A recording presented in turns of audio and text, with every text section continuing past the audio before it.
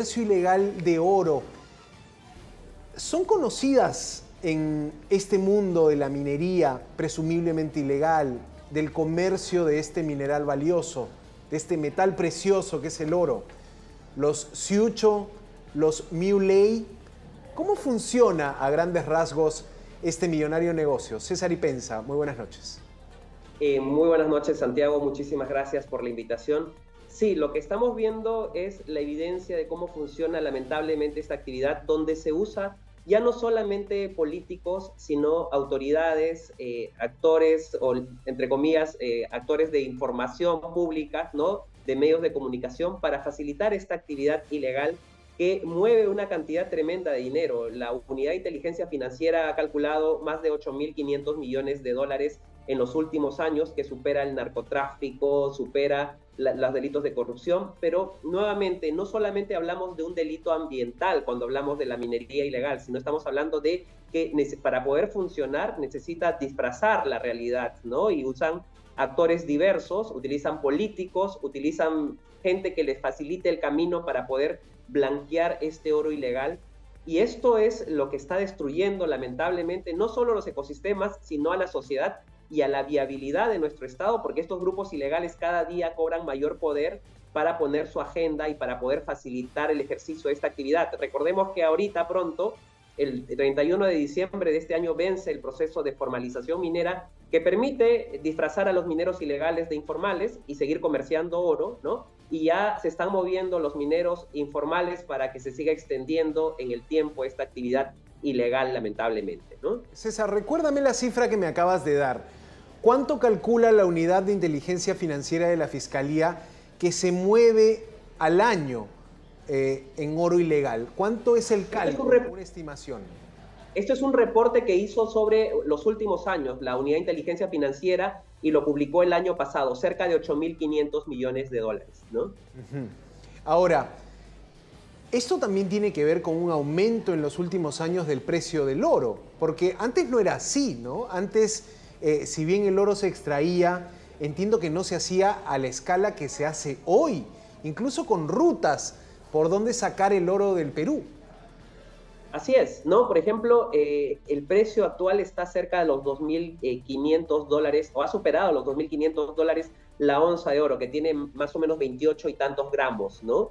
Y las rutas sale por todas nuestras fronteras. Solo Bolivia, el Colegio de Economistas de Tarija dijo que Bolivia exporta, el 80% de la exportación de oro de Bolivia es de origen peruano y de oro ilegal peruano, ¿no? Luego hemos visto casos de Ecuador, en Colombia, casos que han sido documentados también por autoridades chilenas de oro peruano que sale de nuestras fronteras y luego es exportado hacia otros países. Entonces, mueve muchísimo y obviamente también se generan distintos incentivos para poder ya no solo sacar en bruto, sino también, por ejemplo, en joyería en el último tiempo, ¿no? Y claro, cuando hablamos de la venta y el comercio, hablamos de millones, porque aquí, ¿qué otros niveles de crimen pueden estar involucrados? Pienso en las armas, pienso en los explosivos, pienso en el proceso de extracción de oro. ¿A qué nivel termina contaminando una sociedad, por ejemplo, el caso de Madre de Dios, este tipo de negocio? ¿Qué otros rubros empiezan a conectarse a la minería ilegal, César? El tema de uso de insumos químicos, por ejemplo, mercurio, el tema del uso de combustible. Recordemos, por ejemplo, que Madre de Dios es quien consume mayor combustible en todo el país y todos nosotros tenemos un fondo de subsidio para el uso de combustibles, es decir, todos nosotros estamos subsidiando esa actividad ilegal. Luego está el tema de la esclavitud de nuestra época, que es la trata de personas, ¿no? Mujeres que son llevadas con engaños de distintas regiones del país para ser sometidas a actividades al comercio sexual, ¿no? Y que dependen y que sencillamente se las deja ahí en situaciones de esclavitud. El tema de contaminación, el tema de deforestación, el tema de lavado de activos, el tema de corrupción instaurado, el tema de pérdida de soberanía, porque hay regiones en las que las autoridades no pueden ingresar porque son controladas por estas organizaciones criminales. Por ejemplo, ¿qué regiones puedes mencionar como las regiones donde se extrae oro y se comercia ilegalmente o se saca para exportar, sacar del Perú este mineral? En Madre de Dios y Puno es un caso emblemático porque sale por nuestras fronteras, la frontera con Bolivia es tan amplia, ¿no? Con Brasil igual, ¿no? Entonces, eso, en Ecuador, en el departamento de Amazonas, también hemos visto cómo la cordillera del Cóndor, que fue una zona lamentablemente de una situación de conflicto entre Perú y Ecuador, perdón, se ha convertido en una zona donde mineros ecuatorianos ingresan a nuestro territorio, extraen el mineral y lo procesan al otro lado, ¿no? Y situaciones cada vez más complejas. Huánuco, la provincia de Puerto Inca, ya no solamente es un epicentro de narcotráfico, sino también de minería ilegal, donde los índices de deforestación se han incrementado de manera alarmante en una sola comunidad, como es la de Paucarcito, ¿no? Esto cada día empieza a socavar las bases de nuestra sociedad y está haciendo cada vez más inviable la posibilidad de poder luchar contra esta actividad ilegal, cuando, por ejemplo, el Congreso ha modificado la ley contra el crimen organizado, que le quita herramientas para poder perseguir este tipo de organizaciones criminales que disfrazan bajo una actividad económica formal, que tienen que comprar autoridades, que tienen que recurrir a ciertas estrategias para facilitar la vida a esta actividad ilegal, ¿no? César, ¿y qué está haciendo el Estado peruano para luchar contra la minería ilegal? Lamentablemente hay esfuerzos aislados. Yo veo, por ejemplo, el esfuerzo de la policía, de parte de la policía en algunos sectores que quieren hacer las cosas bien, de las fiscalías especializadas en materia ambiental también, del Ministerio Público y la Fiscalía de Crimen Organizado, pero lamentablemente yo no veo una respuesta que tuvo en el pasado una posición enérgica y de liderazgo del Ministerio del Ambiente, que está ausente, del Ministerio de Energía y Minas, que ha dicho que este es un tema más de persecución, porque, bueno, yo digo, lamentablemente el ministro no entiende que el REINFO, el registro que tiene esta autoridad, sencillamente sirve para blanquear o para permitir que mineros ilegales se disfracen de informales, pero también en el último tiempo yo me he quedado sorprendido porque tenemos información de que mineros que han estado muertos de hace más de 4 o 5 años han seguido reportando producción y no han salido de ese REINFO, ¿no? Ahí quiero que nos detengamos, César, para que le expliques a quienes nos están viendo cómo se mal utiliza este REINFO, ¿no?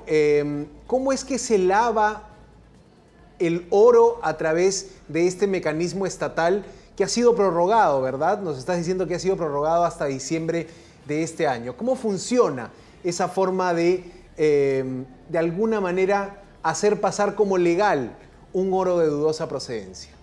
Bueno, en principio, si yo quiero comerciar oro, tengo que estar inscrito en este REINFO, ¿no? Y en este REINFO, ¿quiénes están? Simplemente fue un procedimiento muy sencillo, ¿no? En el pasado decían que tenías que firmar una declaración, un papel bond, fotocopiado y a mano, ¿no? En el último tiempo, esta gente pasó a un registro que se llama el REINFO, donde la SUNAT registraba a esta gente, y en ese registro se supone que están los mineros que quieren ser formales en el futuro, pero nunca completan las condiciones. Se ha flexibilizado al máximo las obligaciones para poder tener un estudio ambiental, por ejemplo, y lo más curioso es que si yo estoy en ese REINFO, la Fiscalía Ambiental no me puede procesar por minería ilegal, ¿no? Porque hay una exención de responsabilidad penal. Entonces, es como que un disfraz para evitar la acción de la justicia, por un lado, ¿no? Y por eso mismo resulta conveniente seguir extendiéndolo en el tiempo, porque cuando va la policía, va la fiscalía a una intervención, los mineros sacan su papelito y dicen: yo estoy inscrito en el REINFO y usted no me puede procesar. Entonces, ese mecanismo es un mecanismo de impunidad, pero a la vez permite que yo con ese papelito pueda vender el oro que produzco, pero no hay un sistema que cruce información de lo que verdaderamente estoy produciendo, de lo que verdaderamente estoy vendiendo, ¿no? Entonces, mineros ilegales me pueden vender a mí como minero informal oro, y yo blanqueo ese oro ilegal y lo paso como mío, ¿no? Porque también el Ministerio de Energía y Minas no ha sido capaz de tener un sistema de comercialización y producción de oro para poder sincerar el sistema y evitar que oro ilegal se blanquee. Y hoy en día, simplemente con ese famoso papelito REINFO, yo puedo comerciar oro que no necesariamente he producido. Y nuevamente estamos blanqueando una cantidad tremenda de oro ilegal, más allá de lo que se exporta o de lo que sale por las fronteras de manera ilegal también, ¿no? O sea, aquí cualquier persona que esté inscrita en el REINFO, o en todo caso, cualquier persona jurídica, cualquier empresa, pequeña minera, en vías de formalización que esté inscrita en el REINFO, puede malutilizar ese REINFo para mover millones de dólares en oro ilegal?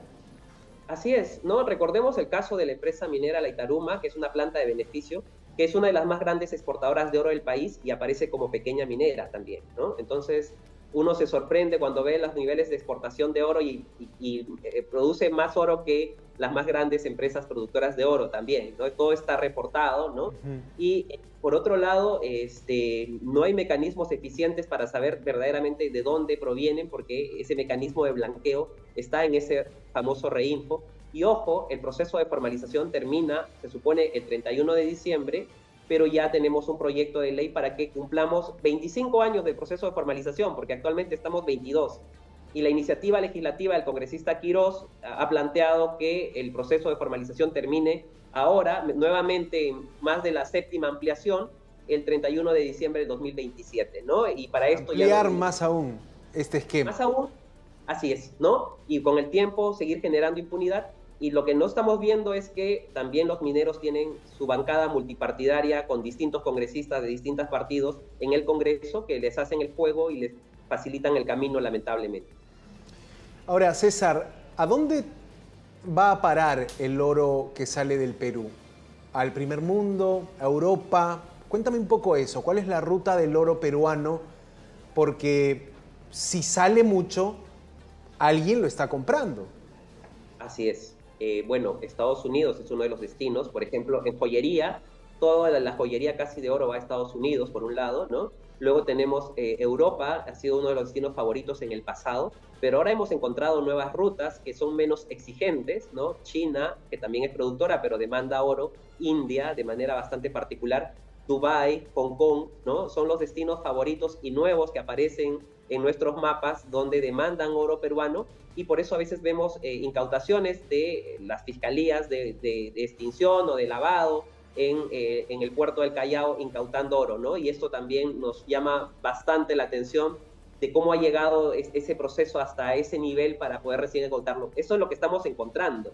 ¿Cuánto más estaremos dejando pasar y no somos conscientes? O lo que sale por nuestras fronteras, ¿no? Hacia Ecuador, hay casos reportados de oro incautado en Ecuador, millonarias cantidades de oro que tenían origen peruano. Lo de Bolivia, que hay una política más bien promotora para que ingrese oro peruano para que ellos lo reporten, hagan las exportaciones desde allá porque les conviene, ¿no?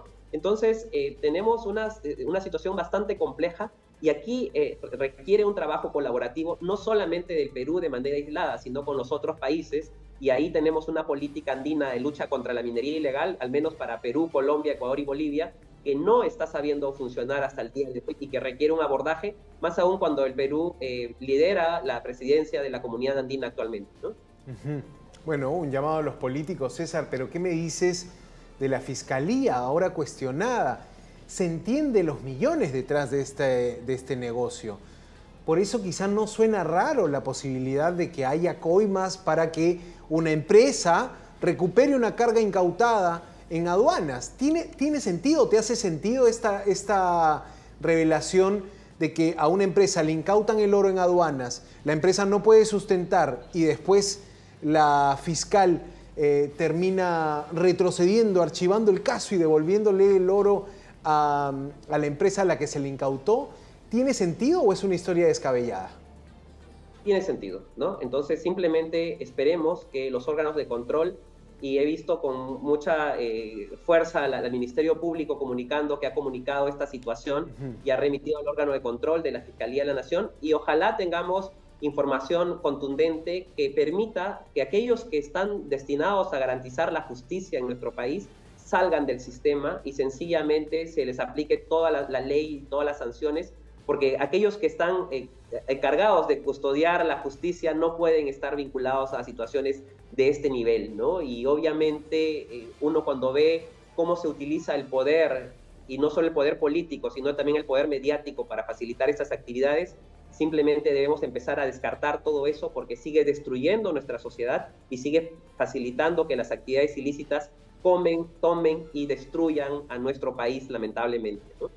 César Ipenza, abogado especialista en Derecho Ambiental.